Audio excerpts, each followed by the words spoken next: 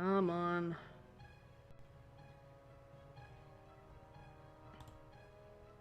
Alright, am I back up?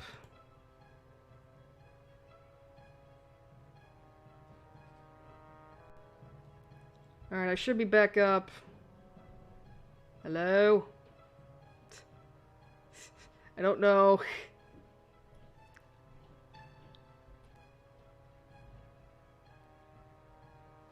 I'm gonna type in the chats because I'm not seeing anything yet.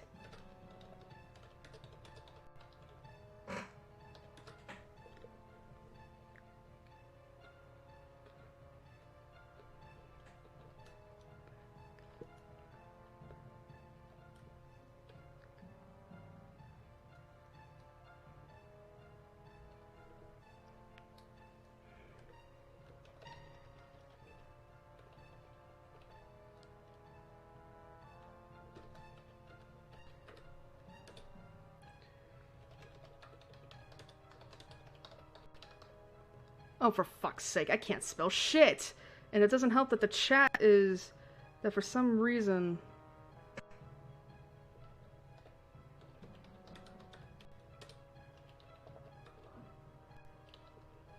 Ugh, for fuck's sake! Why is it I hate freaking...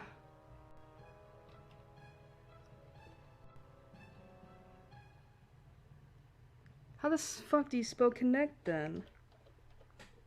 There we go.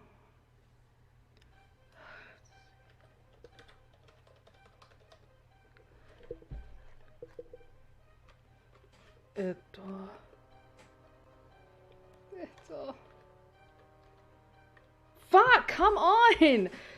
Fucking hell. I can't type for shit right now.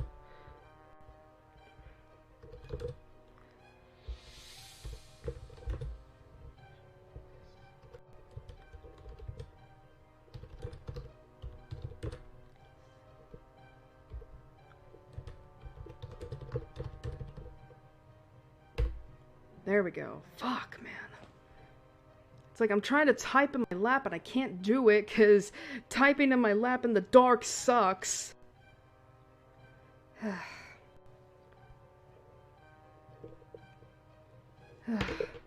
I guess in the meantime I can go upstairs and talk.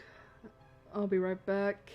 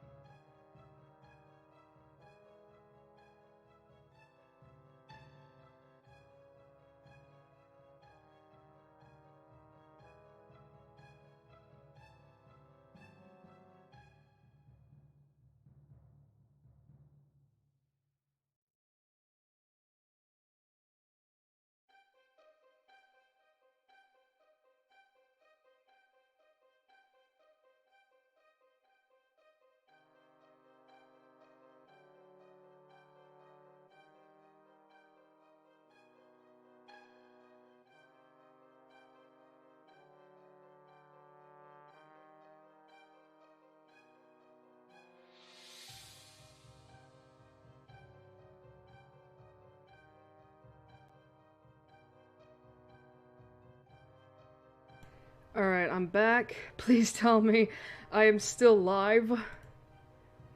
Please.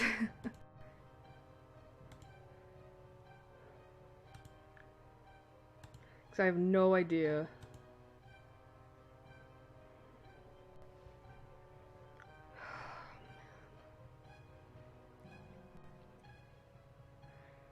Man, it's always whenever my father comes home that the internet just takes a mess. Is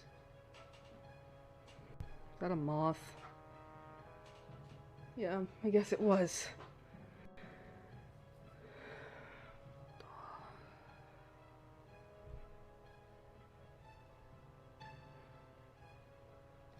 Alright, people can...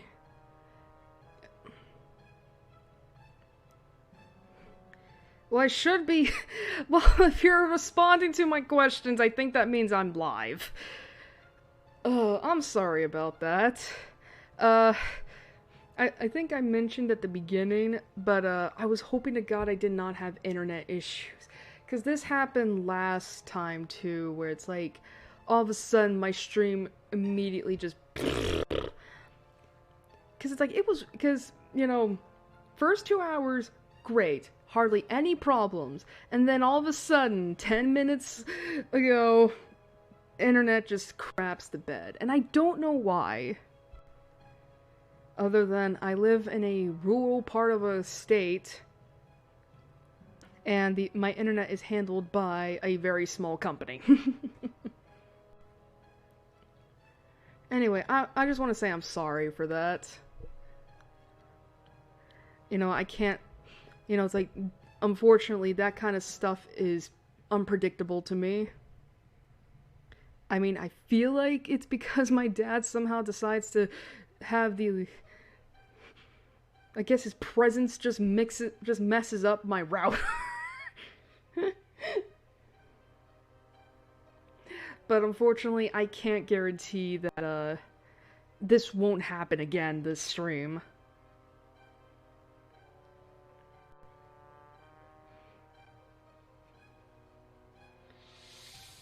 But, anyway.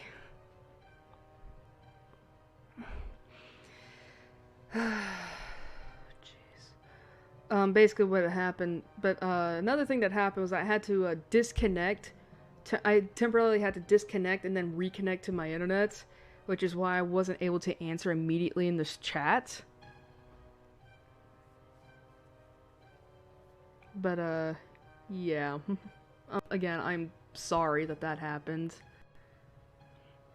But hopefully for the rest of this stream it won't happen again. I can't guarantee though. But I hope that still doesn't put a damper on your enjoyment and all that for both of my participants. Of course, now the stream's probably gonna be on a delay. But, alright, so let's try and, get back into the game, shall we? Okay.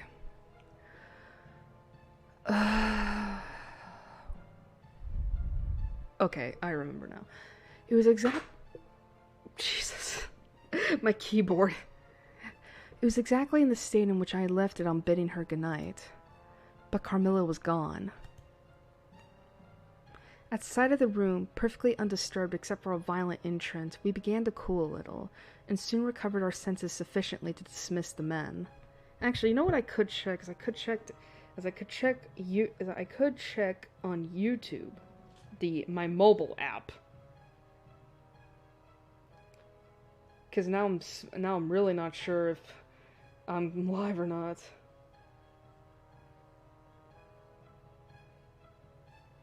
I'm scared.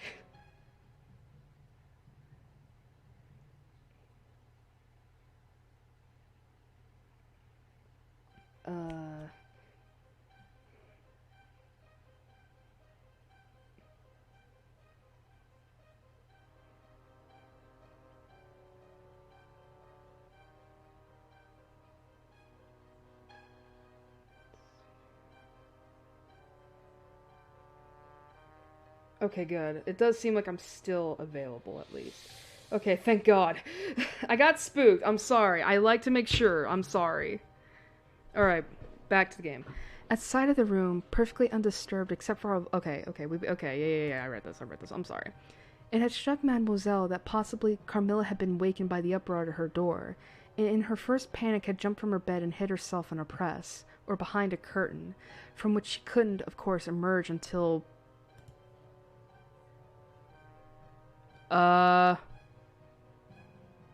What just happened? What the fuck?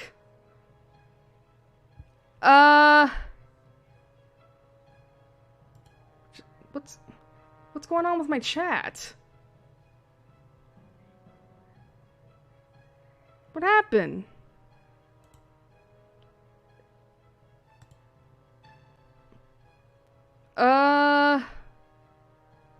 My chat window just disappeared.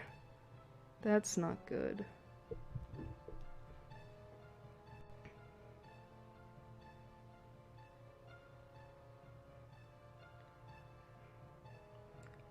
Well, if anyone's saying shit in the chat, I can't see it.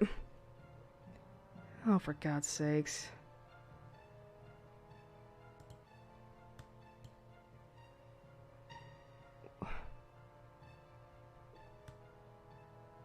Oh yeah, my chat window just got fucked. Oh my God, really? Alright, I gotta fucking... I'm gonna see if I can bring it back up. I'm sorry. That has never happened to me before. That's live dashboard though. I need chat window.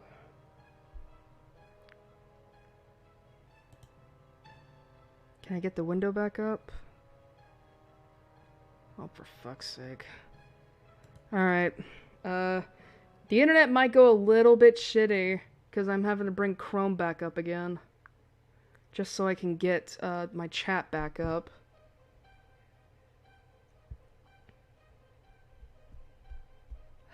Jesus Christ, why does... It's like, I cannot get lucky. It feels like, something has to go wrong, apparently.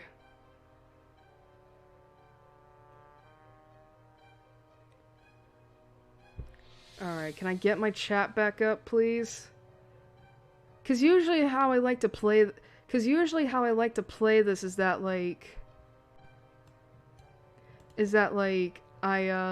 I like to have my browser closed except for my, chat window, so I can obviously see messages. And, yeah, for some reason my chat just imploded.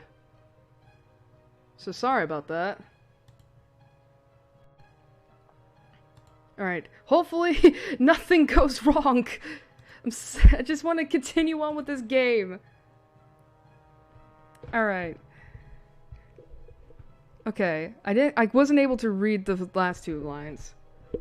Emerge until the Majordomo and his myrmidons had withdrawn. Myrmidon? Oh my God. You read? Okay. Okay, the reason why I'm like, about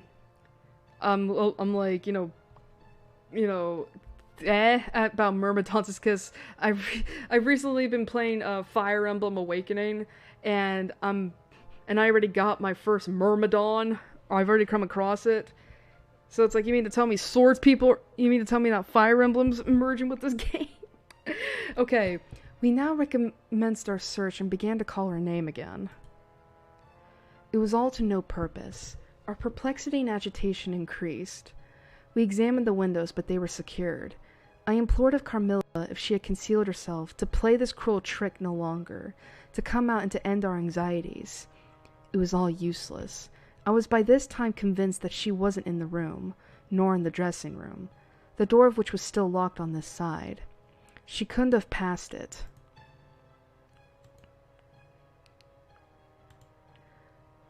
Man, I should have probably restarted my computer before I began this stream. I was just like, you know what? It'll be fine. Nope. Okay. I was utterly puzzled. Had Carmilla discovered one of those secret passages which the old housekeeper said were known to exist in the Schloss?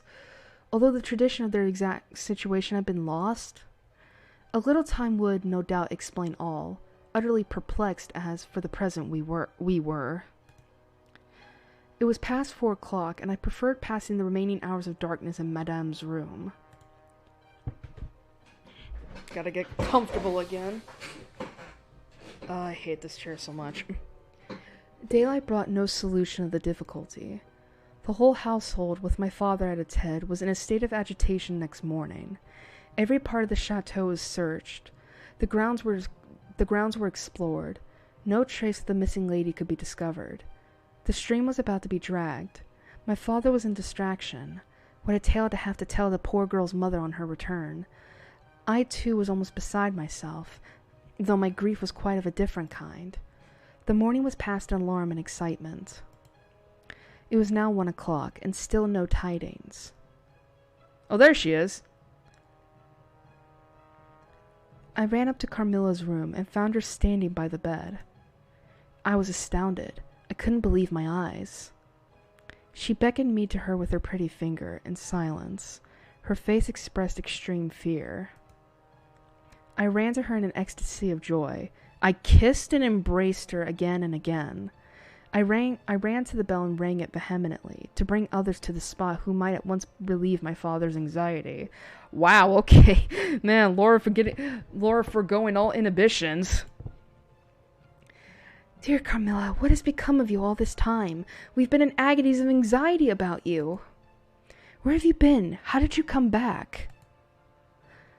Last night has been a night of wonders. For mercy's sake, explain all you can. It was past 2 last night when I went to sleep as usual in my bed, with my doors locked, that of the dressing room and that opening upon the gallery. My sleep was uninterrupted, and so far as I know, dreamless, but I woke just now on the sofa in the dressing room there, and I found the door between the rooms open and the other door forced. How could all this have happened without my being wakened? It must have been accompanied with a great deal of noise, and I'm particularly easily wakened. And how could I have been carried out of my bed without my sleep having been interrupted, I whom the slightest stir startles? By this time, Madame, Mademoiselle, my father, and a number of the servants were in the room. Carmilla was, of course, overwhelmed with inquiries, congratulations, and welcomes. She had but one story to tell, and seemed the least able of all the party to suggest any way of accounting for what had happened. My father took a turn up and down the room, thinking. I saw Carmilla's eyes follow him for a moment with a sly, dark glance. When my father had sent the servants away, Mademoiselle having gone in search of a little bottle of valerian sal volatile, there being no one now in the room with Carmilla, except my father, Madame, and myself, he came to her thoughtfully, took her hand very kindly, led her to the sofa, and sat down beside her. Will you forgive me, my dear, if I risk a conjecture and ask a question? Who can have a better right? Ask what you please, and I'll tell you everything. But my story is simply one of bewilderment and darkness. I know absolutely nothing.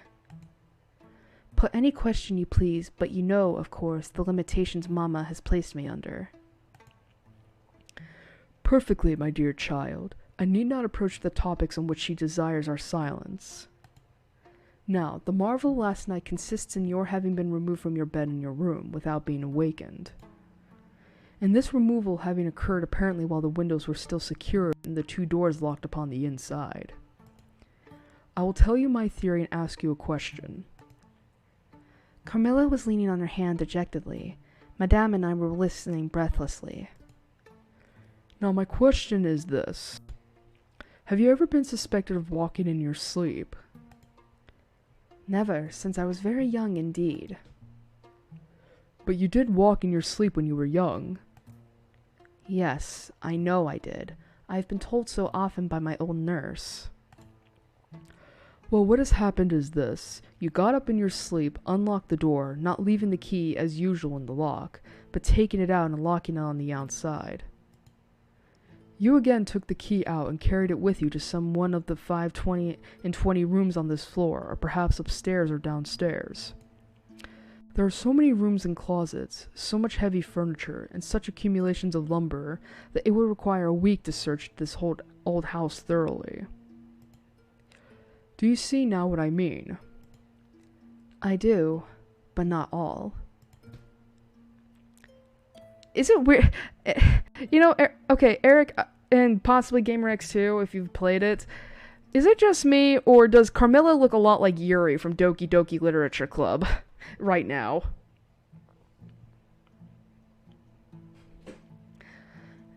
And how, Papa, do you account for her finding herself on the sofa in the dressing room, which we had searched so carefully? She came there after you had searched it, still in her sleep, and at last awoke spontaneously, and was as much surprised to find herself where she was as anyone else. I wish all mysteries were as easily and innocently explained as yours, Carmilla.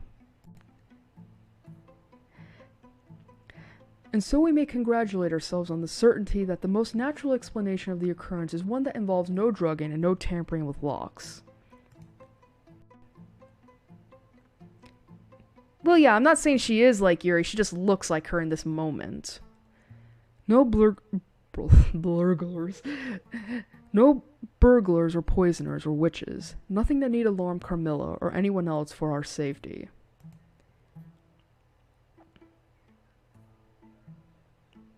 Oh, brother's back home. Carmilla was looking charmingly. Nothing could be more beautiful than her tints. I'm gonna assume that means eyes. Her beauty was, I think, enhanced by that graceful languor that was peculiar to her. I think my father was silently contrasting her looks with mine. I wish my poor Laura was looking more like herself. So our alarms were happily ended, and Carmilla restored to her friends.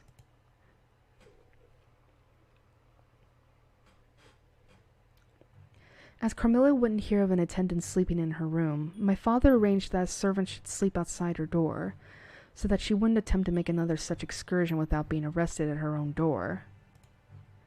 That night passed quietly, and next morning early, the doctor, whom my father had sent for without telling me a word about it, arrived to see me. Madame accompanied me to the library, and there the grave little doctor, with white hair and spectacles, whom I mentioned before, was waiting to receive me. Excuse me. We were standing, he and I, in the recess of one of the windows, facing one another. I told him my story, and as I proceeded he grew graver and graver. When my statement was over, he leaned with his shoulders against the wall, and with eyes fixed on me earnestly, with an interest in which was a dash of horror. After a minute's reflection, he asked Madame if he could see my father. He was sent for accordingly, and as he entered, smiling, he said, I dare say, Doctor, you're going to tell me that I'm an old fool for having brought you here. I hope I am. But his smile faded into shadows. The doctor, with a very grave face, beckoned him to him. He and the doctor talked for some time in the same recess where I had just conferred with the physician. It seemed an earnest and argumentative conversation. The room is very large, and I and Madame stood together, burning with curiosity at the farther end. Not a word could we hear, however, for they spoke in a very low tone, and the deep recess of the window quite concealed the doctor from view. My father was also barely displaying a foot, arm, and shoulder, and the voices were all the less audible for the sort of closet in which the thick wall and window formed. After a time my father's face looked into the room. It was pale, thoughtful, and, I fancied, agitated. Laura, dear, come here for a moment. Madame, we shan't trouble you, the doctor says, at present. Accordingly I approached, for the first time a little alarmed, for although I felt very weak, I didn't feel ill, and strength, one always fancies, is a thing that may be picked up when we please. My father held out his hand to me, and as I drew near, but he was looking at the doctor. It certainly is very odd. I don't understand it quite. Laura, come here, dear. Now attend to Dr. Spielsberg and recollect yourself.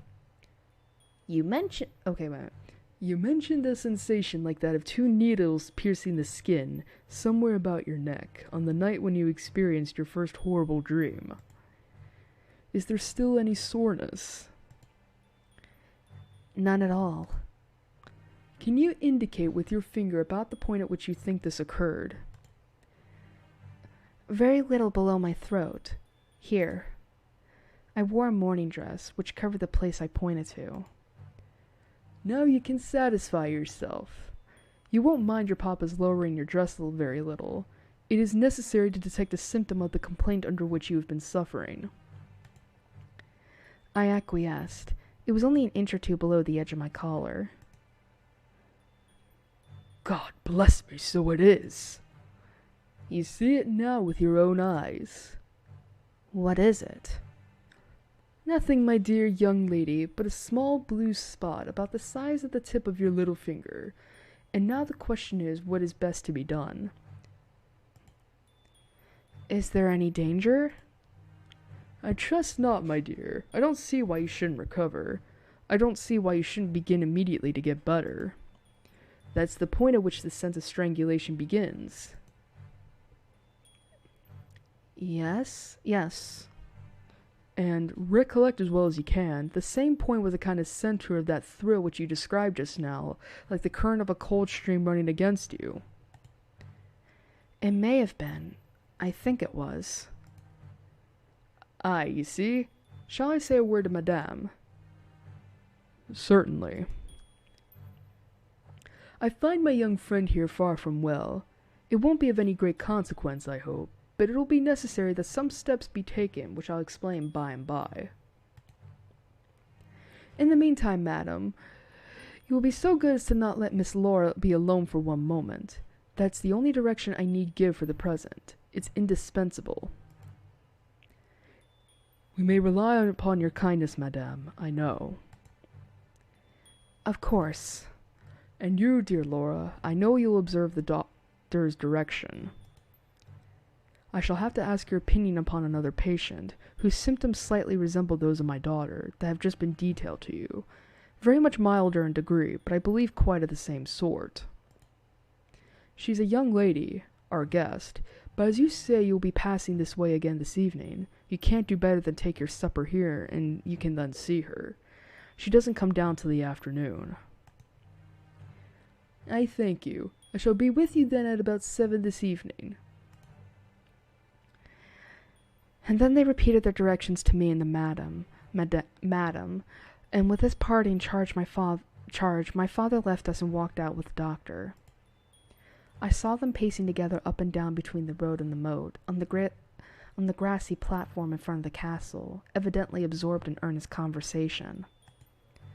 The doctor didn't return. I saw him mount his horse there, take his leave, and ride away eastward through the forest. Nearly at the same time, I saw the man arrive from Dranfield with the letters and dismount and hand the bag to my father.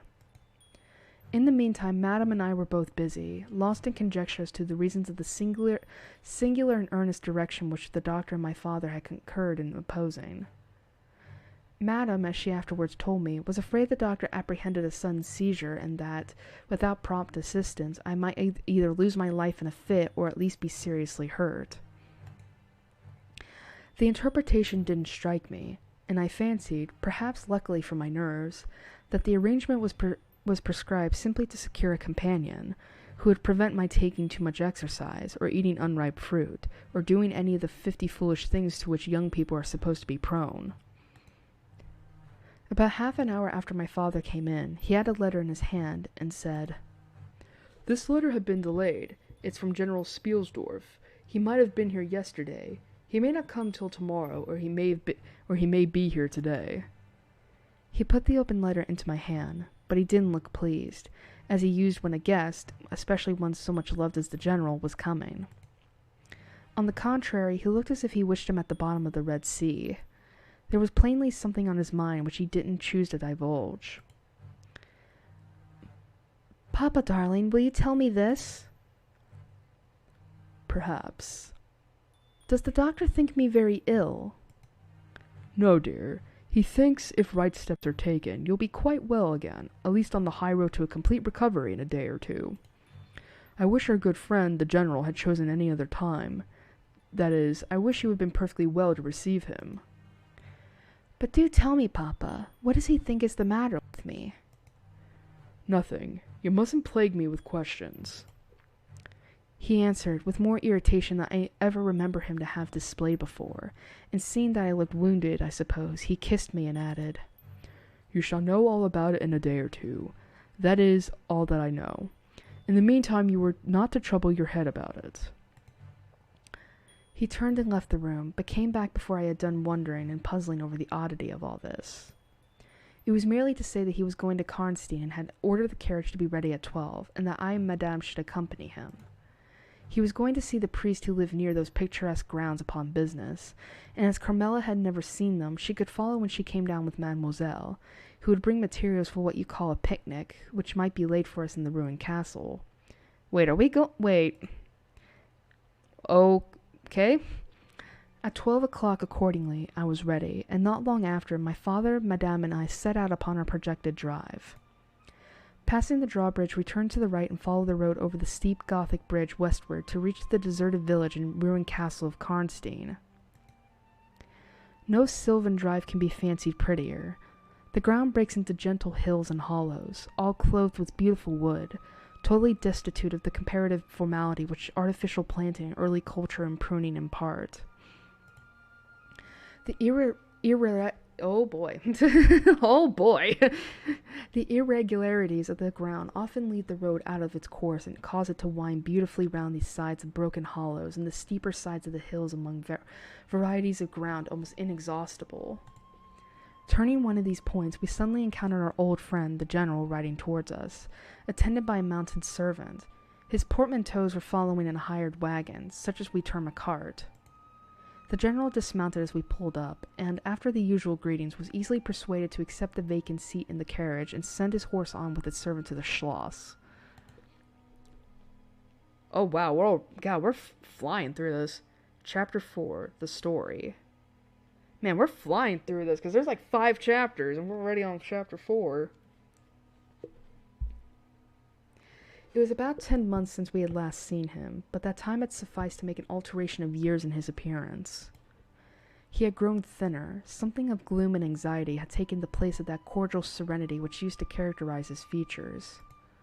His green eyes, always penetrating, now gleamed with a sterner light from under his shaggy gray eyebrows. It was not such a change as grief alone usually induces, and angry or passion seems to have had their share in bringing it about. We had not long resumed our drive when the general began to talk. With his usual soldierly directness, he spoke of the bereavement which... Okay, why is that written in a different font? Of the bereavement which he had sustained in the death of his beloved niece and ward. "Cursed be the hellish arts to which she has fallen a victim! How is it possible that heaven should tolerate so monstrous an indulgence of the lusts and malignity of hell? If it is not all too painful, might you be able to detail the circumstances which justify the strong terms in which you express yourself?" "I should tell you all with pleasure, but you wouldn't believe me." "Why should I not?" "Because you believe in nothing but what consists with your own prejudices and illusions. I remember when I was like you, but I've learned better." "Try me. I'm not such a dogmatist as you supposed. Besides which, I very well know that you generally require proof for what you believe, and I am therefore very strongly predisposed to respect your conclusions." "You are right in supposing that I have not been led lightly into a belief in the marvelous, for what I have experienced is marvelous. Yet I have been forced by extraordinary evidence to credit that which ran counter, diametrically, to all my theories. I have been made the dupe of a preternatural conspiracy." Despite his assurances to the contrary, I saw my father, at this point, glance at the general with, as I thought, a marked suspicion of his sanity. Just looked at him like, "What did you smoke before coming here?" The general didn't see it, luckily. He was looking gloomily and curiously into the glades and vistas of the woods that were opening before us. "You go into the ruins of Karnstein. That's a very lucky coincidence.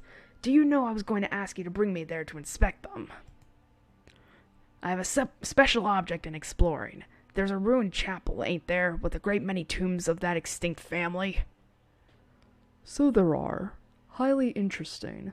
I hope you're thinking of claiming the title in the States. My father said this gaily, but the general didn't recollect the laugh, or even the smile, which courtesy exacts for a friend's joke. On the contrary, he looked grave and even fierce, ruminating on the matter that stirred his anger and horror. Something very different.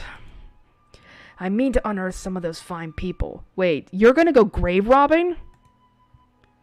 I hope, by God's blessing, to accomplish a pious sacrilege here, which will relieve our earth of certain monsters and enable honest people to sleep in their beds without being assailed by murderers.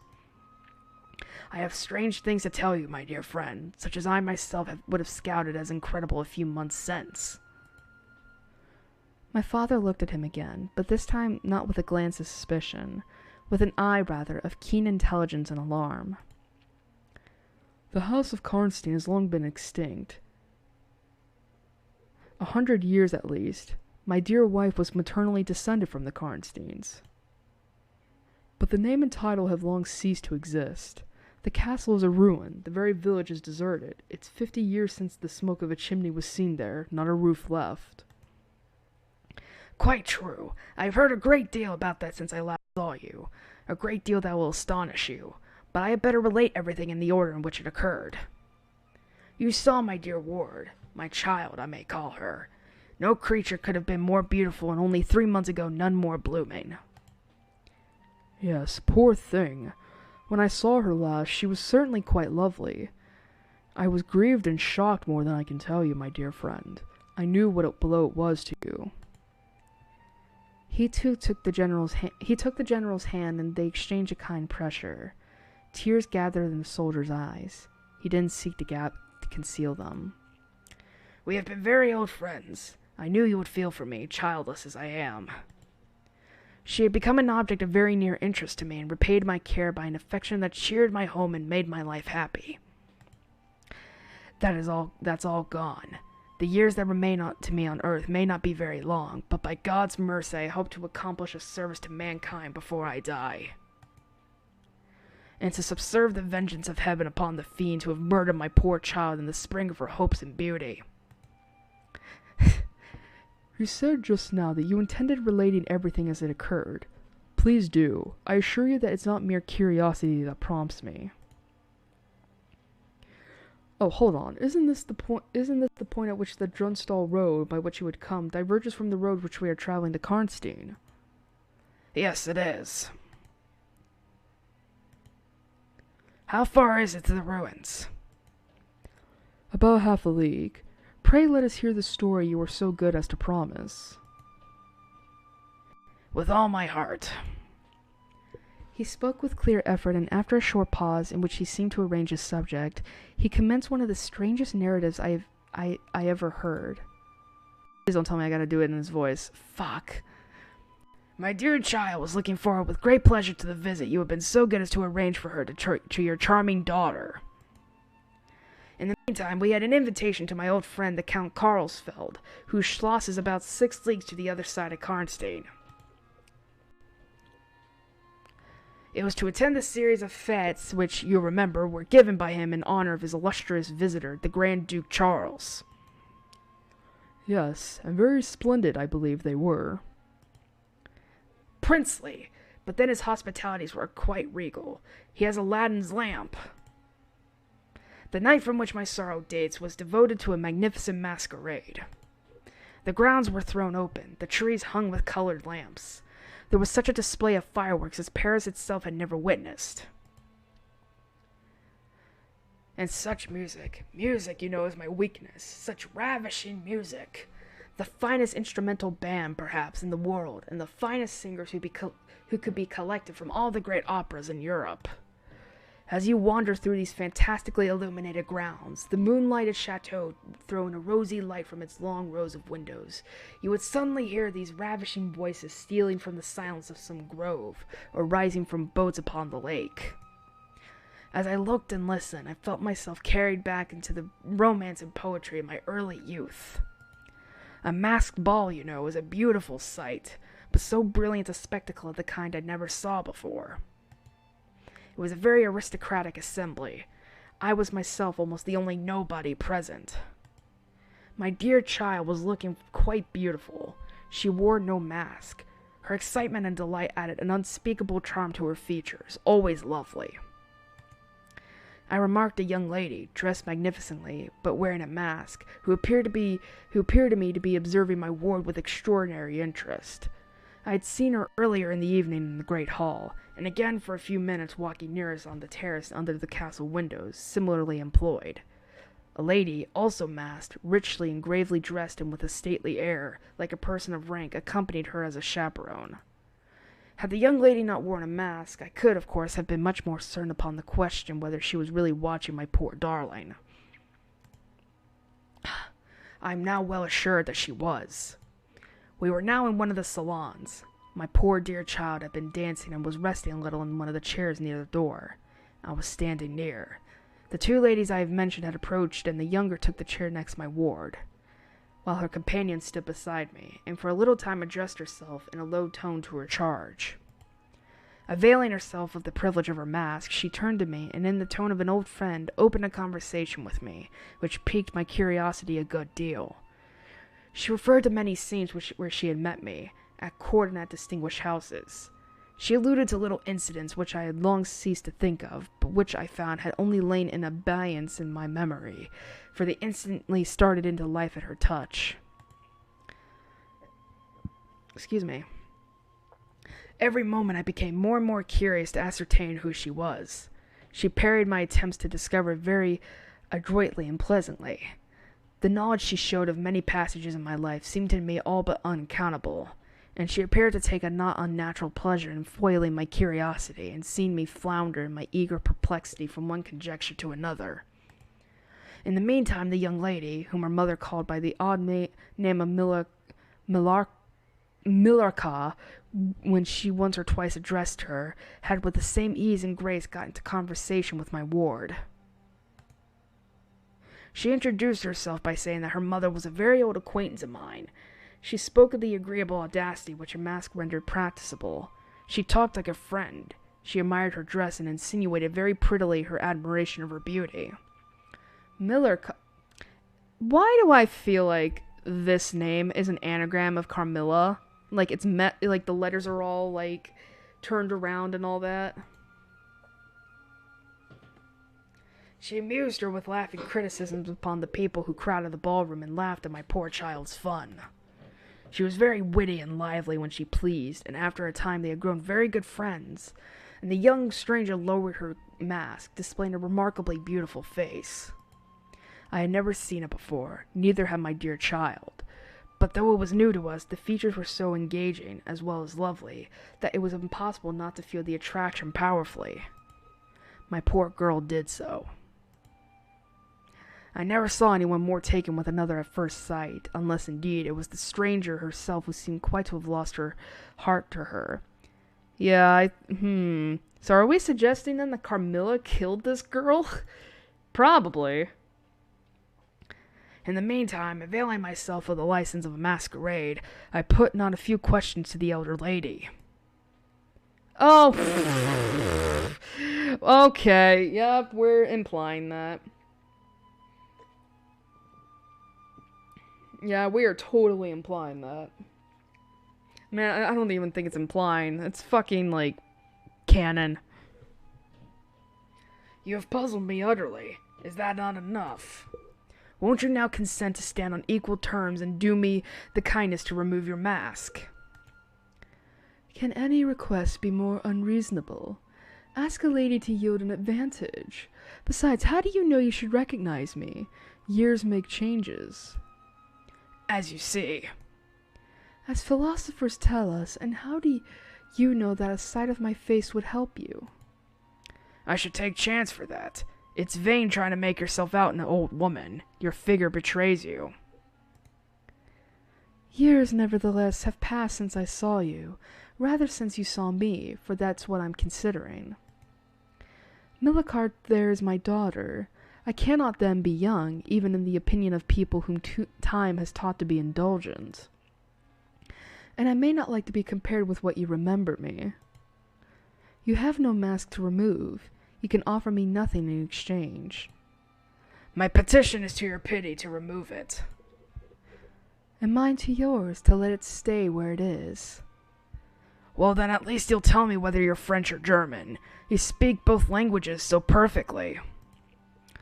I don't think I shall tell you that, General. You intend a surprise and are mediating the particular point of attack. At all events, you won't deny this. That being honored by your permission to converse, I ought to know how to address you. Shall I say Madame la Comtesse? She laughed, and she would no doubt have met me with another evasion.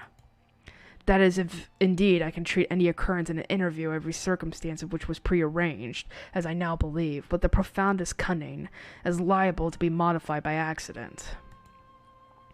As to that... She was interrupted, almost as she opened her lips, by a gentleman dressed in black, who looked particularly elegant and distinguished, with this drawback that his face was the most deadly pale I ever saw, except in death.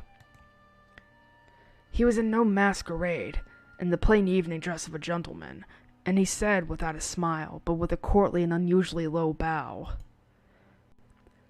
"Will Madame la Comtesse permit me to say a very few words which may interest her?" The lady turned quickly to him, and touched her lip in token of silence. She then walked a little aside with the gentleman in black, and talked for some minutes, apparently very earnestly. They then walked away slowly together in the crowd, and I lost them for some minutes. I spent the interval in cudgeling my brains for conjectures to the identity of the lady who seemed to remember me so kindly. I was thinking of turning about and joining in the conversation between my pretty ward and the Countess's daughter. Perhaps by the time she returned I might have a surprise in store for her, by having her name, title, and chateau and estates at my fingers' ends. But at this moment she returned, accompanied by the pale man in black. "I shall return and inform Madame la Comtesse when her carriage is at the door." He withdrew with a bow. "Then we are to lose Madame la Comtesse, but I hope only for a few hours." "It may be that only, or it may be a few weeks. It was very unlucky his speaking to me just now as he did. Do you now know me?"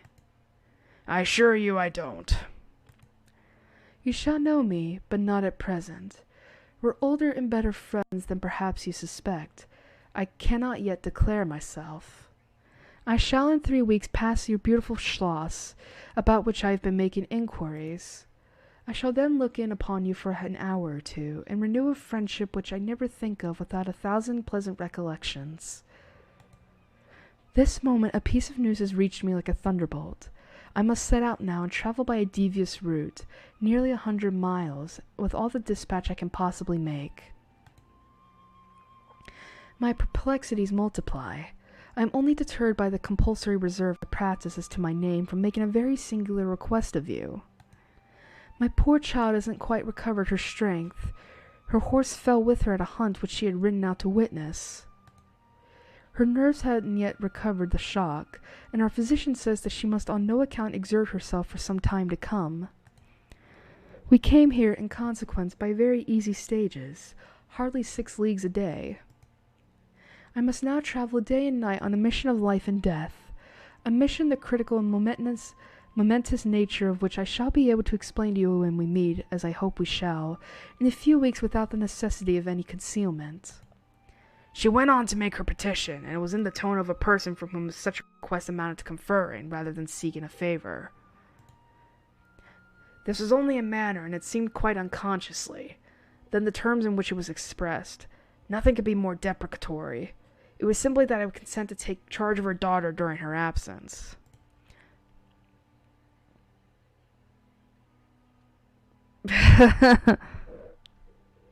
Why? This was, all things considered, a strange, not to say an audacious request. She in some sort disarmed me by stating and admitting everything that could be urged against it, and throwing herself entirely upon my chivalry. At the same moment, by a fatality that seems to have predetermined all that happened, my poor child came to my side, and, in an undertone, besought me to invite her new friend Millarca to pay us a visit. She had just been sounding her, and thought if her mamma would allow her, she would like it extremely. At another time I should have told her to wait a little, until we knew who they were, but I hadn't a moment to think in. The two ladies assailed me together, and I must confess the refined and beautiful face of the young lady, about which there was something extremely engaging, as well as the elegance and fire of high birth, determined me. Quite overpowered, I submitted and undertook, too easily, the care of the young lady, whom her mother called Millarca. The Countess beckoned to her daughter, who listened with grave attention while she told her in general terms how suddenly and peremptorily she had been summoned, and also the arrangements she had made for her under my care, adding that I was one of her earliest and most valued friends. I made, of course, such speeches as the case seemed to call for, and found myself, on reflection, in a position which I didn't half like. The gentleman in black returned, and very ceremoniously conducted the lady from the room. The demeanor of this gentleman was such as to impress me with the conviction that the Countess was a lady of very much more importance than her modest title alone might have led me to assume. Her last charge to me was that no attempt was to be made to learn more about her than I might have already guessed, or until her return. Our distinguished host, whose guest she was, knew her reasons. But here, neither I nor my daughter could safely remain for more than a day. I removed my mask imprudently for a moment, about an hour ago, and too late I fancied you saw me. So I resolved to seek an opportunity of talking a little to you. Had I found that you had seen me, I would have thrown myself on your high sense of honor to keep my secret some weeks. As it is, I'm satisfied that you didn't see me, but if you now suspect, or on reflection should suspect, who I am, I commit myself in like manner entirely to your honor. My daughter will observe the same secrecy, and I well know that you will, from time to time, remind her, lest she should thoughtlessly disclose it. She whispered a few words to her daughter, kissed her hurriedly twice, and went away, accompanied by the pale gentleman in black, disappearing in the crowd. Millarca proclaimed that she shall like to see the last of her mamma, and wished to kiss her hand to her. She promptly disappeared into the next room, which had a window overseeing the castle entrance. Please stop this, my throat is hurting. We assented, of course, and accompanied her to the window. We looked down and saw a handsome old-fashioned carriage, with a troop of couriers and footmen.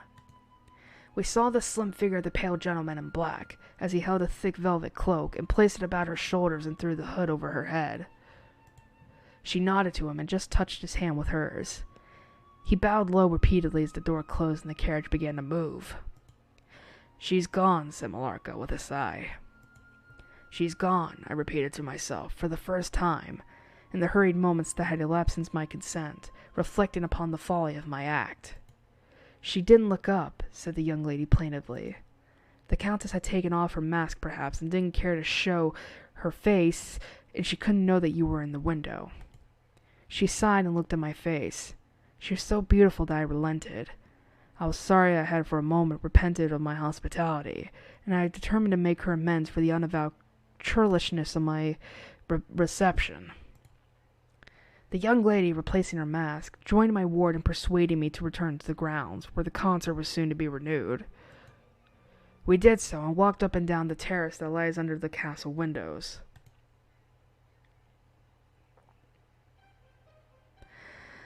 Oh, God, my throat is killing me. Go back to Laura. Millarca became very intimate with us and amused us with lively descriptions and stories of most of the great people whom we saw upon the terrace. I liked her more and more every minute. Her gossip, without being ill-natured, was extremely diverting to me, who had been so long out of the great world. I thought what life she would give to our sometimes lonely evenings at home. This ball wasn't over until the morning sun had almost reached the horizon. It pleased the Grand Duke to dance till then, so loyal people couldn't go away or think of bed. We had just got through a crowded saloon, when my ward asked me what had become of Millarca. I thought she had been by her side, and she fancied she was by mine. The fact was, we had lost her. All my efforts to find her were in vain. I feared that she had mistaken, in the confusion of a momentary separation from us, other people for her new friends, and had possibly pursued and lost them in the extensive grounds which were thrown open to us. Oh my God. Now in its full force, I recognized a new folly in my having undertaken the charge of a young lady without so much as knowing her name. And fettered as I was by promises, of the reasons for imposing which I knew nothing, I couldn't even point my inquiries by saying that the missing young lady was the daughter of the Countess who had taken her departure a few hours before. Morning broke. It was clear daylight before I gave up my search. It wasn't until near 2 o'clock next day that we heard anything of my missing charge.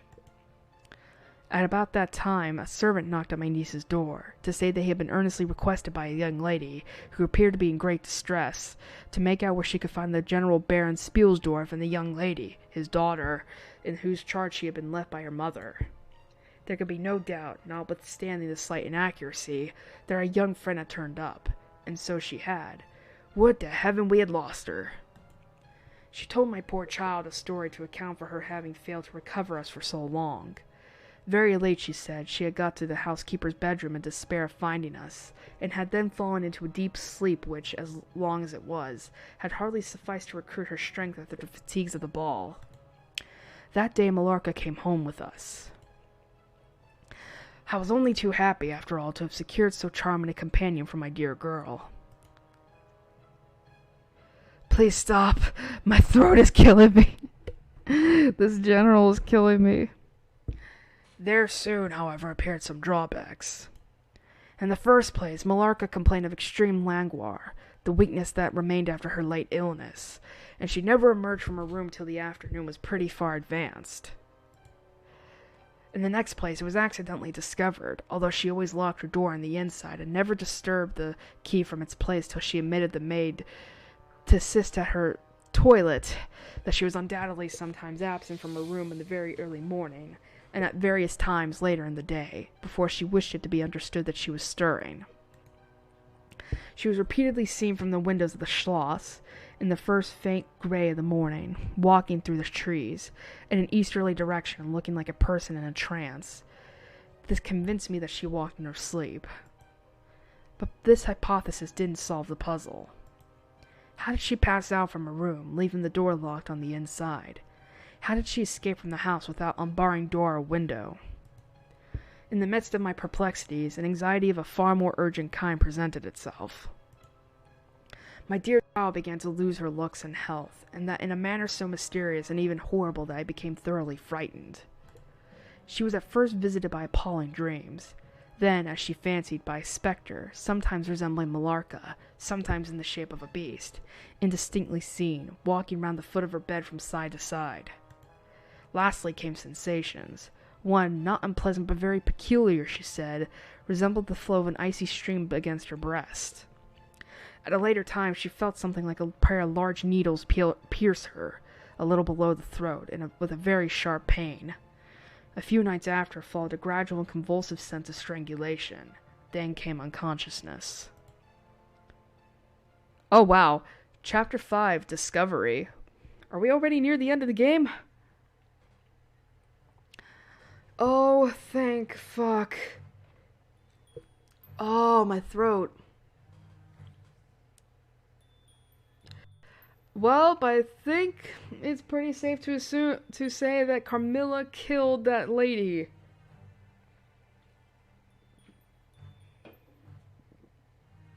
And is now doing the same to Laura here. That's not good. The road leading to the village, roofless for more than half a century, was covered in grass upon which we were now driving. I could therefore hear distinctly every word the general was saying. You may guess how strangely I felt as I heard my own symptoms so exactly described in those which had been experienced by the poor girl who, but for the catastrophe which followed, would have been at that moment a visitor at my father's chateau. You may suppose, also, how I felt as I heard him detail habits and mysterious Come on. I get you've been going at this for over 3 hours now, but you're almost there. Peculiarities which were, in fact, those of our beautiful guest Carmilla. A vista opened in the forest. We were on a sudden under the chimneys and gables of the ruined village. The towers and battlements of the dismantled castle, round which gigantic trees are grouped, overhung us from a slight eminence. In a frightened dream, I got down from the carriage, and in silence, for we had each abundant matter for thinking. Whoa. This is pretty, I like it. We soon mounted the ascent and were among the spacious chambers, winding stairs, and dark corridors of the castle. And this was once the palatial residence of the Karnsteins. It was a bad family, and here its blood-stained annals were written. It is hard that they should, after death, continue to plague the human race with their atrocious lusts. That is the chapel of the Karnsteins down there. And I hear the axe of a woodman busy among the trees that surround it. He possibly may give us the information of which I am in search, and point out the grave of Mircalla, Countess of Karnstein. These rustics preserve the local traditions of great families, whose stories die out among the rich and titled so soon as the families themselves become extinct. We have a portrait at home of Mircalla, the Countess Karnstein. Should you like to see it? Time enough, dear friend. I believe that I have seen the original. Besides, one motive which has led me to you earlier than I first attended was to explore the chapel which we're now approaching. What? See the Countess Mircalla? Why, she has been dead more than a century. Not so dead as you fancy, I'm told. I confess, General, you puzzle me utterly. Looking at my father, I fancied for a moment a return of the suspicion I detected before. But although there was anger and detestation... Sorry for that. ASMR, where it's like I constantly make noises with my mouth. But although there was anger and detestation at times, in the General's manner there was nothing flighty. There remains to me but one object which can interest me during the few years that remain to me on earth. And that is to wreak on her the vengeance which, I thank God, may still be accomplished by a mortal arm. What vengeance can you mean? I mean to decapitate the monster. Oh shit.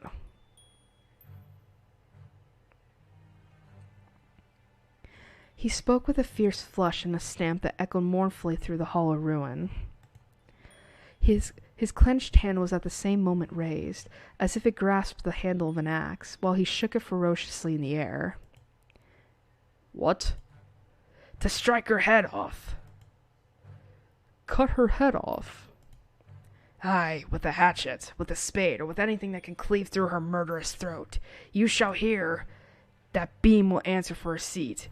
Your dear child is fatigued. Let her be seated, and I will, in a few sentences, close my dreadful story.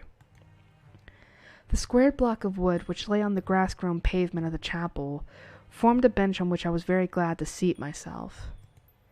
In the meantime, the General called to the woodman, who had been removing some boughs which leaned upon the old walls, and, axe in hand, the hardy fellow stood before us. He couldn't tell us anything of these monuments, but there was an old man, he said, a ranger of this forest, at present sojourning in the house of the priest, about 2 miles away. He could point out every monument of the old Karnstein family, and, for a trifle, he undertook to bring him back with him, if we would lend him one of our horses, in little more than half an hour. Have you been long employed about this forest? I have been a woodman here under the forest for all my days. So has my father before me, and so on, as many generations as I can count up. I could show you the very house in the village here in which my ancestors lived. How came the village to be deserted?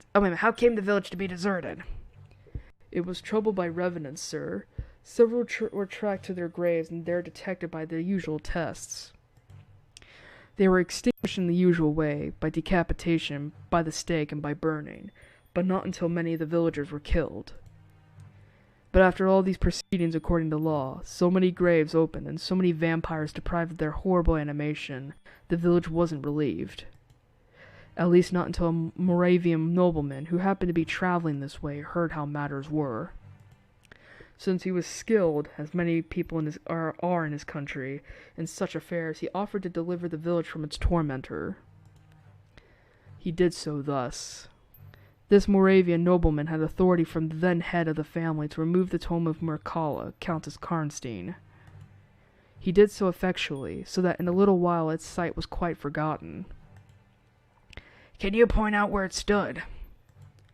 Not a soul living could tell you that now. Besides, they say her body was removed, but no one is sure of that either. Having thus spoken, as time pressed, he dropped his axe and departed, leaving us to hear the remainder of the general's strange story. My beloved child was now growing rapidly worse. The physician who attended her had failed to produce the slightest impression on her disease, for such I then supposed it to be. He saw my alarm and suggested a consultation. I called an enabler physician from Graz. Fuck! Not again!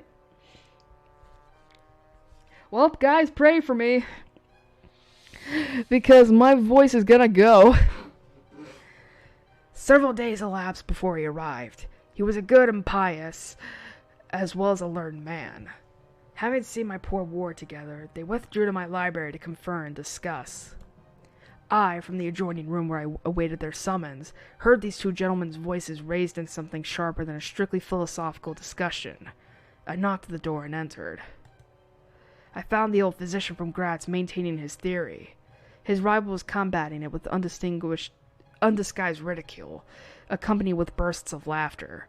This unseemly manifestation subsided, and the altercation ended on my entrance. "Sir," said my first physician, "my learned brother seems to think that you want a conjurer and not a doctor." "Pardon me," said the old physician from Graz, looking displeased. "I shall state my own view of the case in my own way another time. I grieve, Monsieur le General, that by my skill and science I can be of no use. Before I go, I shall do myself the honor to suggest something to you." He seemed thoughtful as he sat down at a table and began to write. Profoundly disappointed, I made my bow, and as I turned to go, the other doctor pointed over his shoulder to his companion who was writing, and then with a shrug significantly touched his forehead. This consultation, then, left me precisely where I was. I walked out into the grounds, all but distracted. The doctor from Graz, in 10 or 15 minutes, overtook me. He apologized for having followed me, but said that he couldn't conscientiously take his leave without a few words more. He told me that he couldn't be mistaken. No natural disease exhibited the same symptoms, and that death was already very, very near. There remained, however, a day, or possibly 2, of life. If the fatal seizure were at once arrested, with great care and skill, her strength might possibly return. But all hung now upon the confines of the irrevocable. One more assault might extinguish the last spark of vitality, which is every moment ready to die. "And what is the nature of this seizure you speak of?" I entreated. "I have stated all fully in this note which I place in your hands upon the distinct condition that you send for the nearest clergyman and open my letter in his presence, and on no account read it till he is with you. You would despise it else, and it's a matter of life and death. Should the priest fail you, then, indeed you may read it." He asked me, before taking his leave finally, whether I would wish to see a man curiously learned upon the very subject, which, after I had read his letter, would probably interest me above all others, and he urged me earnestly to invite him to visit him there, and so took his leave. The ecclesiastic was absent, and I read the letter by myself. At another time, or in another case, it might have excited my ridicule.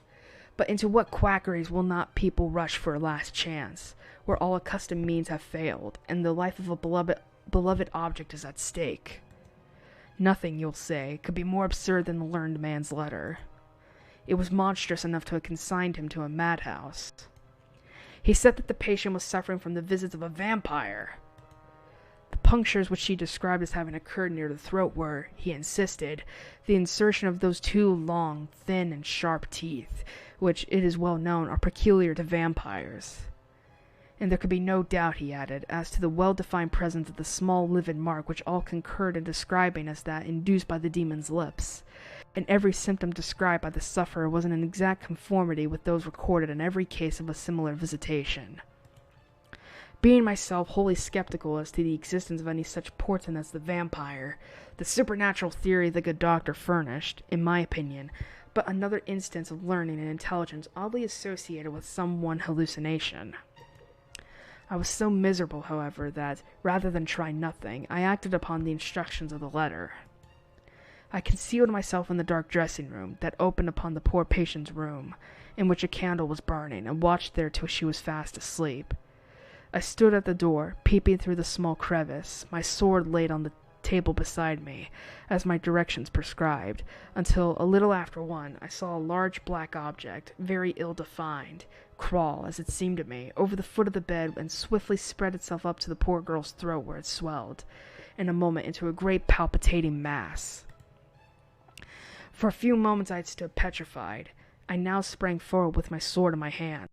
The black creature suddenly contracted towards the foot of the bed, glided over it, and there, standing on the floor about a yard below the foot of the bed, with a glare of skulking ferocity and horror fixed on me, I saw Millarca. Speculating I know not what, I struck at her instantly with my sword, but I saw her standing near the door unscathed. Horrified, I pursued and struck again. She was gone, and my sword flew to shivers against the door. I can't describe to you all that passed on that horrible night. The whole house was up and stirring. The spectre Millarca was gone, but her victim was sinking fast, and before the morning dawned, she died.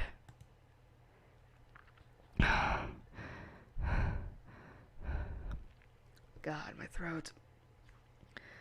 The general was agitated. We didn't speak to him. My father walked to some little distance and began reading the inscriptions on the tombstones. Thus occupied, he strolled into the door of a side chapel to prosecute his researches. The general leaned against the wall, dried his eyes, and sighed heavily. I was relieved on hearing the voices of Carmilla and Madame, who were at that moment approaching. But then the voices seemed to die away. In this solitude, having just listened to so strange a story, every incident of which bore so awfully upon my own mysterious case, the monuments were mouldering among the dust and ivy round us. In this haunted spot, darkened by the towering foliage that rose on every side, dense and high above its noiseless walls, a horror began to steal over me. My heart sank as I thought that my friends were, after all, not about to enter and disturb this triste and ominous scene.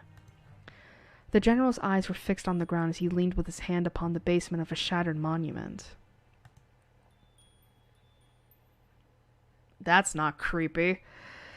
Under a narrow arched doorway, surmounted by one of those demoniacal grotesques of old Gothic carving delights, I saw very gladly the beautiful face and figure of Carmilla enter the shadowy chapel.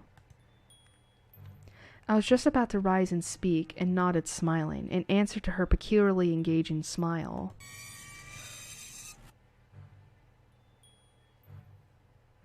Holy shit, that kind of scared me.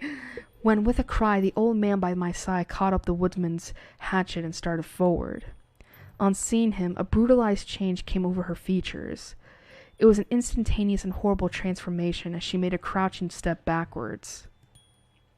Before I could utter a scream, he struck at her with all his force, but she dived under his blow unscathed. He struggled for a moment to regain his balance. The axe fell to the ground. The girl was gone. He staggered against the wall. His gray hair stood upon his head, and a moisture shone over his face, as if he were at the point of death. The frightful scene had passed in a moment. The first thing I recollect after is Madame standing before me and impatiently repeating again and again the question. "Where is Mademoiselle Carmilla?" "I don't know. I can't tell. She went towards you only a minute or two since." "But I've been standing there in the passage ever since Mademoiselle Carmilla arrived and she didn't return."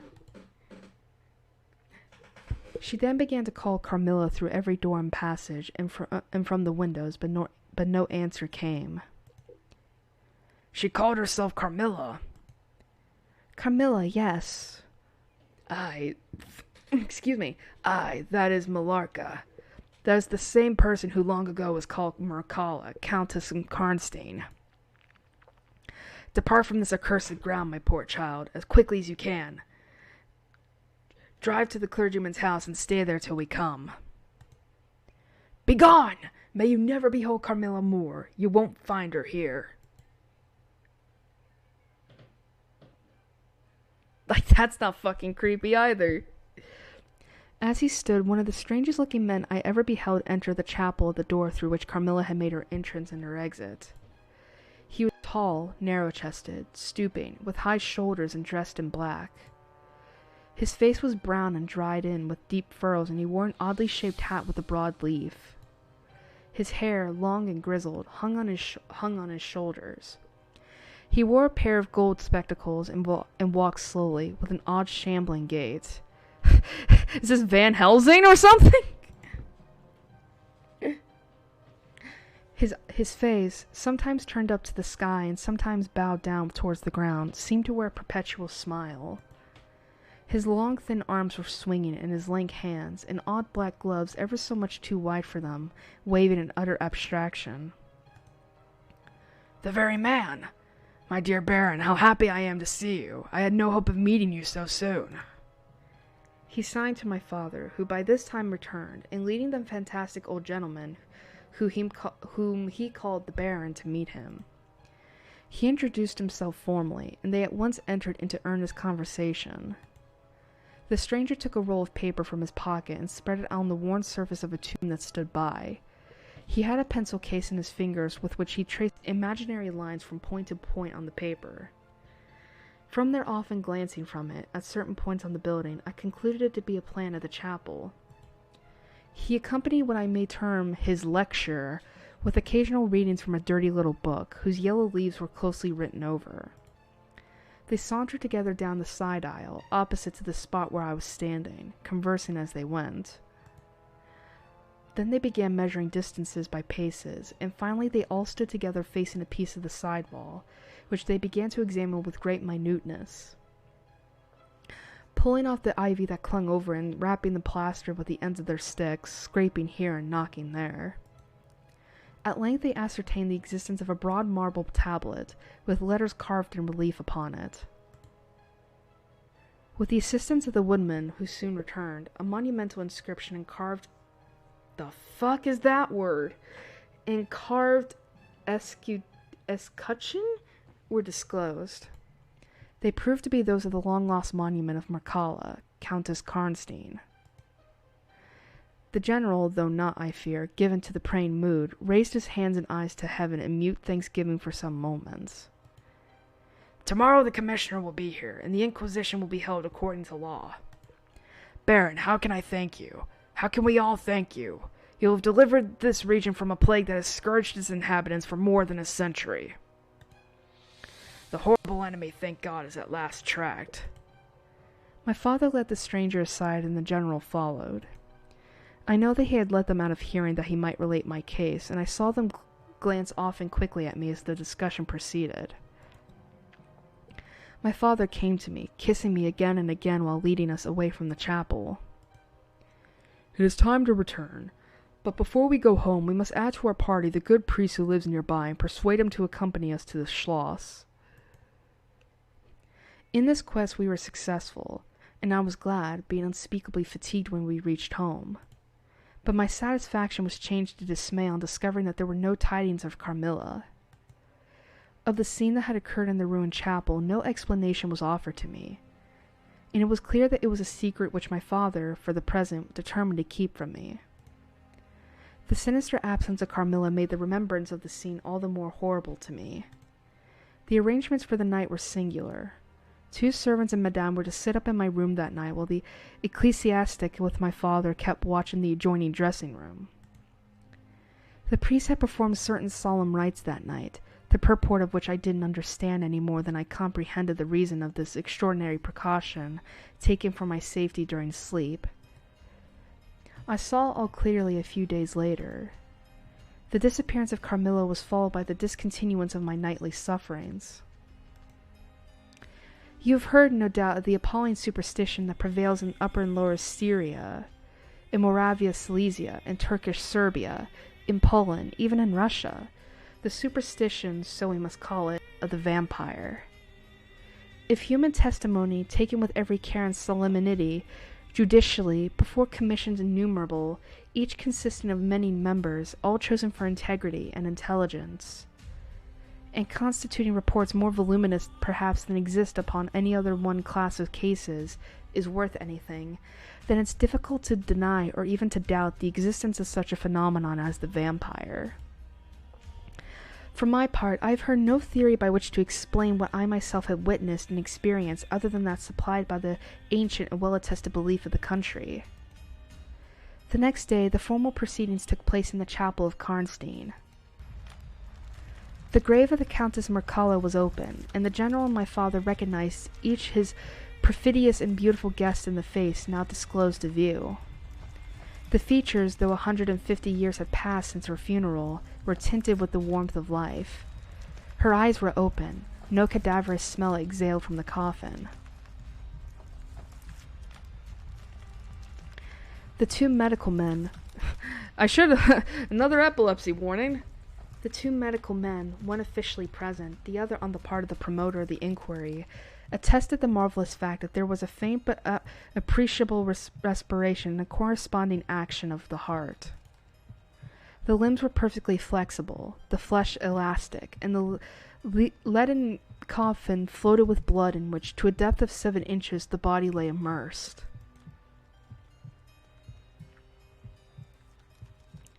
Here, then, were all the admitted signs and proofs of vampirism. The body, therefore, in accordance with the ancient practice, was raised, and a sharp stake driven through the heart of the vampire, who uttered a piercing shriek at the moment, in all respects such as might escape from a living person in the last agony.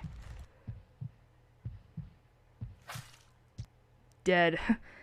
And then the head was struck off, and a torrent of blood flowed from the severed neck. The body and head were next placed on a pile of wood and reduced to ashes, which were thrown upon the river and borne away. And that territory has never since been plagued by the visits of a vampire. My father has a copy of the report of the Imperial Commission with the signatures of all who were present at these proceedings, attached in verification of the statement. It is from this official paper that I have summarized my account of this last shocking scene. Nothing but your earnest desire, so repeatedly expressed, could have induced me to sit down to a task that has unstrung my nerves for months to come. It reinduced a shadow the unspeakable horror which, years after my deliverance, continued to make my days and nights dreadful, and solitude insupportably terrible.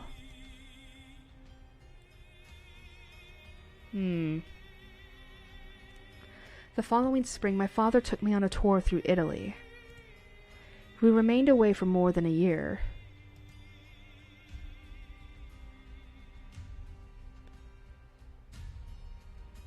It was long before the terror of recent events subsided, and to this hour the image of Carmilla returns to memory with ambiguous alternations. Sometimes the playful, languid, beautiful girl.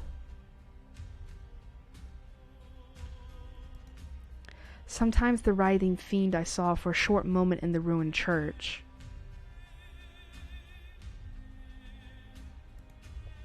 And often from a reverie I have started, fancying I heard the light step of Carmilla at the drawing-room door.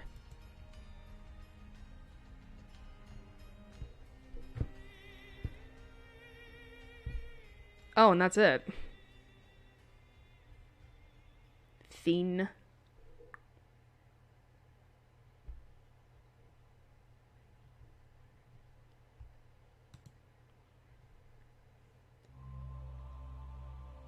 Wow, that was it?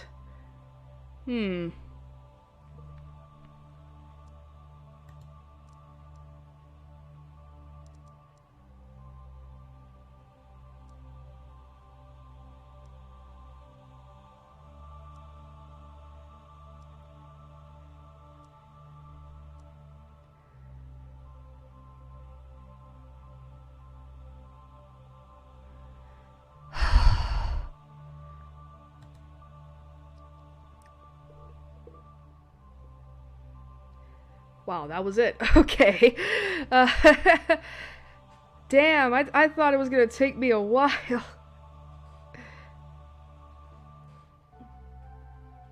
I see you're still in the closet.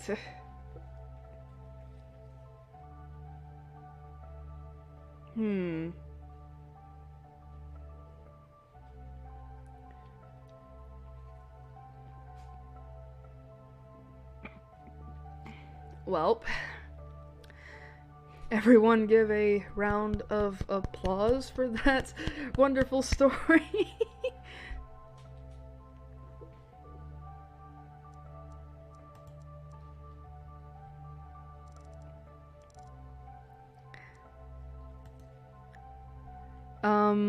Man, you know, people, you know, on the game's page it said, like, it would take, like, 5 hours to get through this.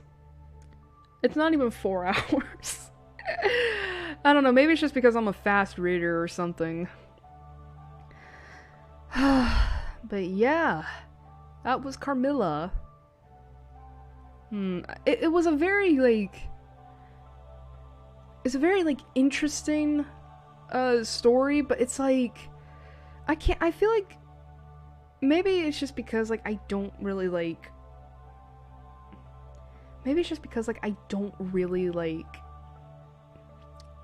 what's the word I'm looking, maybe because, I don't know, maybe it's just because, like, you know, I was expecting more, you know, like, I was expecting there to be more, you know?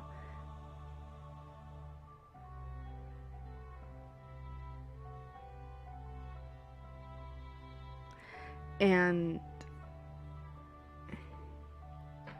you know, like, I kind of feel like this was a little short, you know? I don't know, I guess, like, my whole thing is that, like, I just kind of feel like, you know, it wasn't, like, as much as I'd expected.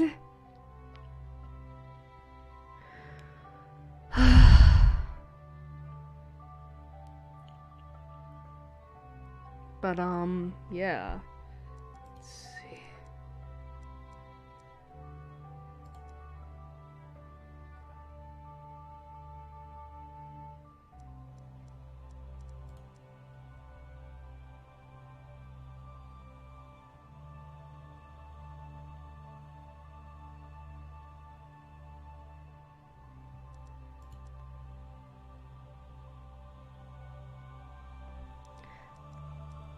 Yeah, I mean, I'm not saying it was bad, but it's,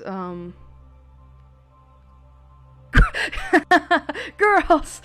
Boom, lesbians! Boom, the end. Yeah, I guess, like, that's the thing. It just seemed really freaky. It just seemed really short. Also, I love that there was a load thing. It's like, where the fuck could I have saved? I'm actually curious. Was there a way to save?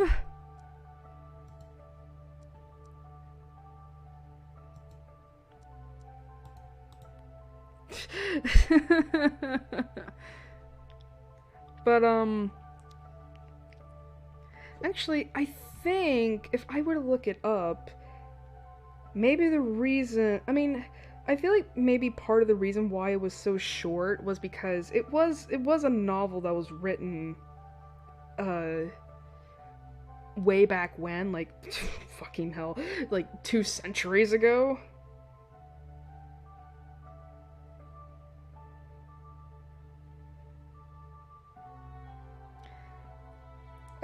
But yeah, I think if I look quickly, that there's actually... Here we go. I'm looking up Carmilla right now. Okay, it says here on Wikipedia that Carmilla is an 1870... Okay, it was 1872. I thought it was 1890 something. Carmilla is an 1872 Gothic novella by Irish author Joseph Sheridan Le Fanu, and in one of the early works of vampire fiction, predating Bram Stoker's Dracula by 26 years. The story, first published as a serial in the Dark Blue from 1871 to 72, the story is narrated by a young woman preyed upon by a female vampire named Carmilla, later revealed to be Mircalla, Countess Karnstein. Carmilla is an anagram of Mircalla. The character is a prototypical example of the lesbian vampire, expressing romantic desires toward the protagonist, and is depicted as a trait of antagonism in line with the contemporary views of homosexuality. The story is often anthologized and has been adapted many times in film and other medias. Oh, that's why it was so short. It was only 108 pages. I mean, and 3 hours for 108 pages, that sounds like a pretty good time.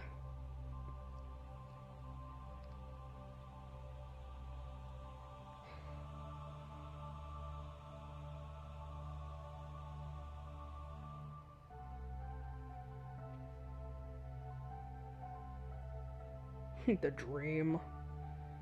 I'm looking at the plot summary to see if there's anything.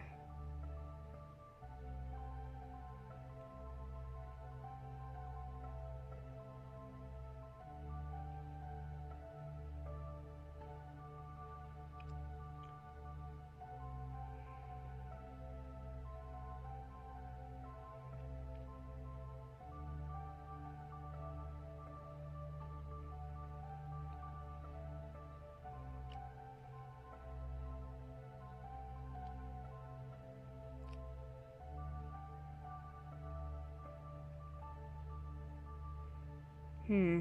Let's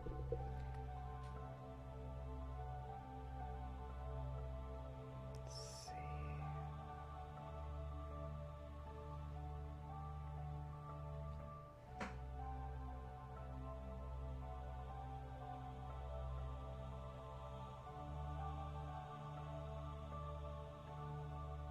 Sorry, I'm currently looking to see like blah blah blah.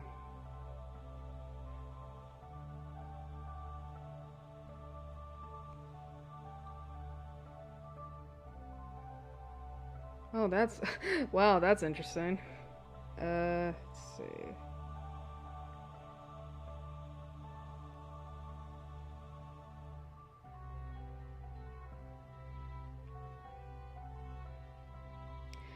Actually, there was a film.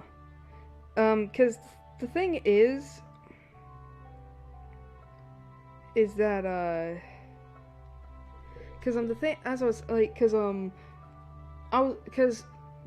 where I had learned of Carmilla was from a video, and the guy in it, recommended Carmilla, and he, in the midst of recommending it, he said that there was actually like a film adapted of Carmilla titled Vampire Lovers.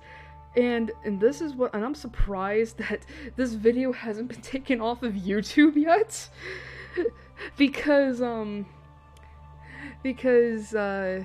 assuming it's Laura and Carmilla like engaging in some advances, but it gets really sexual because it's like I can't tell who's who in the film, but it's like I'm assuming Carmilla straight up like takes off Laura's dress and her titties are out.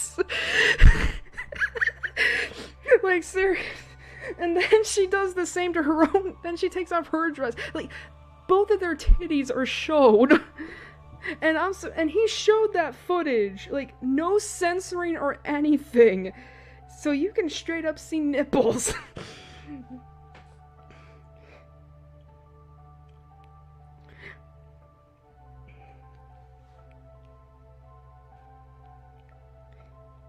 So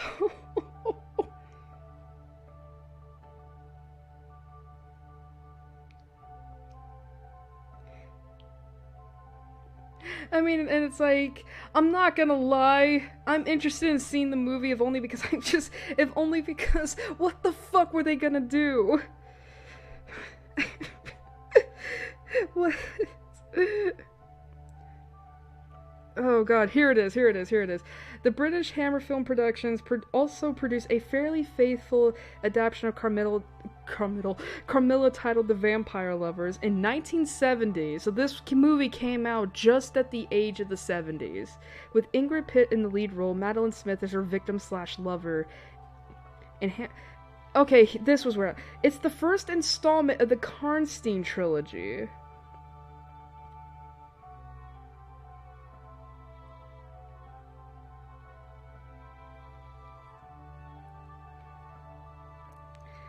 Okay, the Karnstein trilogy of... Okay, I thought there was I thought there was a sequel to this, but no, I'm just thinking of the film.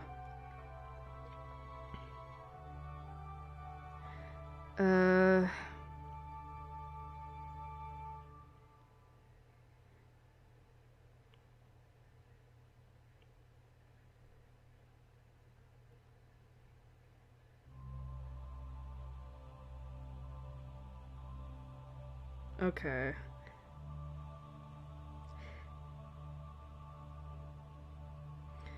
God, what the fuck were they doing in that movie? I'm looking it up. I'm gonna fucking... spoil myself on it. Was there Did they have sex in this?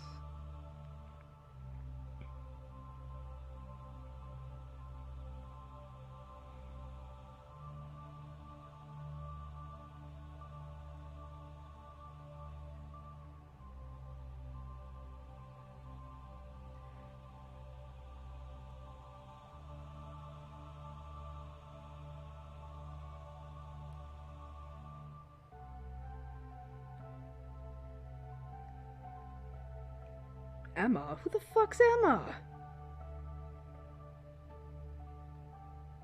Oh! Oh wow, that's interesting. This film doesn't really, like... Yeah, faithful adaptation, my ass.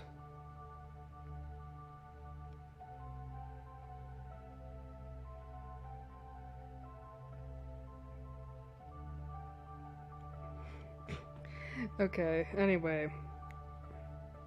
Alright, I'm done.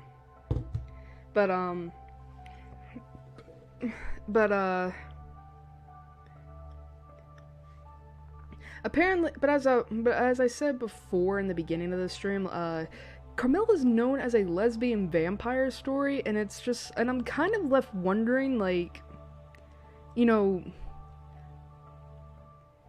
what was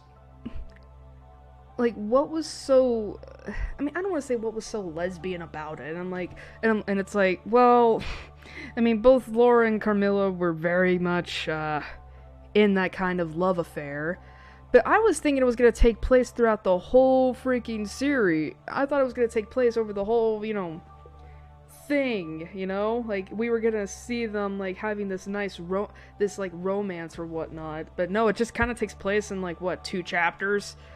I mean, one of which was wholly dedicated to it, and a bit of it in the 3rd chapter. You know, it's like I kind of expected more, you know?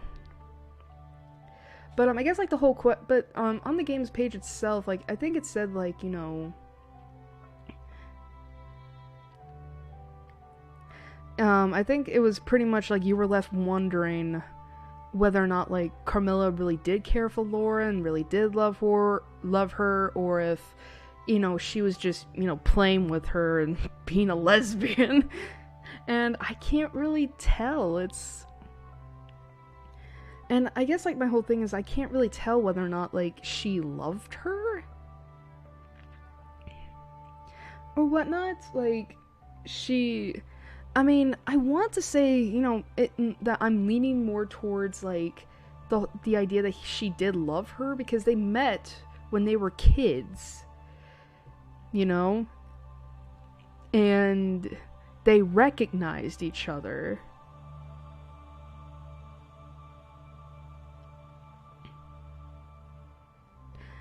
But, again, I will probably never fucking know. But, man, I did not think I was gonna be done with it this stream, or even this early. I thought I was gonna wait till, like, 2 in the morning. But, again, that was Carmilla. Funnily enough, I was gonna stream this yesterday and 2 weeks ago, because, I discovered this game, like, almost a month ago. And I couldn't stream it the week I discovered it because, I had something going on Friday. And I usually like to stream on Friday. Unless, like, something absolutely, like, takes it that day, at which I'll do Saturday. But, you know... But again, I don't like streaming on Saturday. So I couldn't do it that week. I was gonna do it on the 10th of May, but I got sick. like a few like on the Tuesday before. And while I did start feeling better on Wednesday, I was congested as fuck up until a week later. And I wanted to be at my utmost performance for this game, so there was that.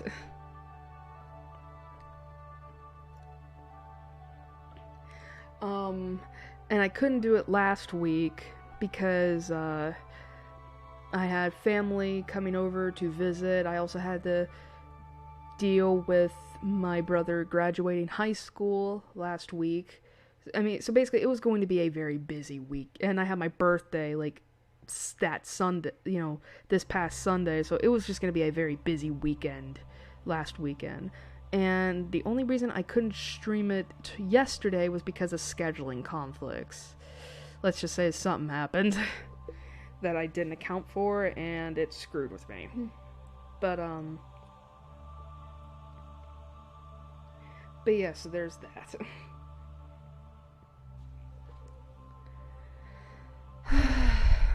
But now we move on to the next matter of what the next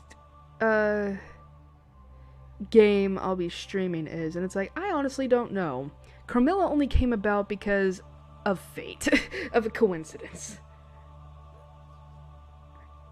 But the next game I want to start streaming is I am a big Ace Attorney fan, and the Ace Attorney trilogy just recently came out on Steam a month ago. It's $30, and I'm waiting for it to kinda go on sale before I get it, because I really don't want to shell out like $30 because I already spent a crap ton of money like a few weeks ago for my birthday stuff, so. But yeah, I don't know when that'll go on sale. I doubt anytime soon because it just came out. But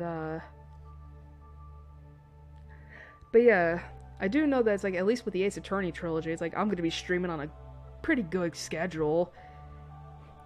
Because I do plan on doing at least the first game.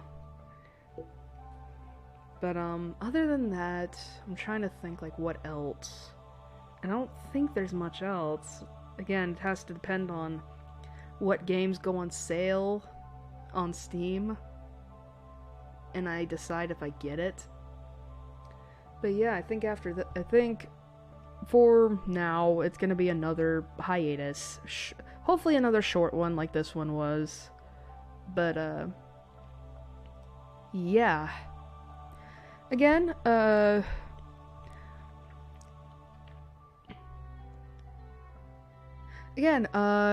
if you want to, well, I don't know if anyone want to play this game themselves, considering that, this has been streamed in its entirety. But again, if you want to support the creator of this game, which is Visual Gothic, go to the link in my description below, which is visualgothic.itch.io/Carmilla, and you can leave a little tip there for them. The game is entirely free, by the way. You can just download it for Windows, Mac, or Linux. But they do have a little tip thing, so you can give them, some money or whatnot. And I don't think it's hard to say that's like even $1 could go a long way to that. From what I know, I think they did say they do plan on adapting other gothic novels from back then. It's just that, and they just chose Carmilla as their first project, so. Yeah. Actually, I think in the notes, because they do have it here. Here we go. It's narratives, which is a popular blah blah blah.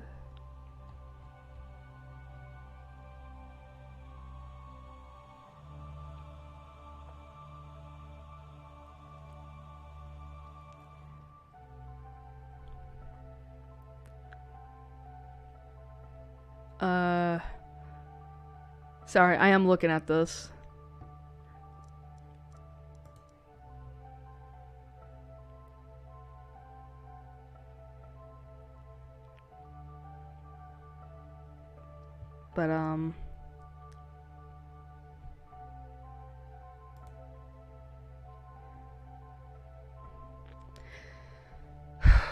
But, yeah, I think that's about it.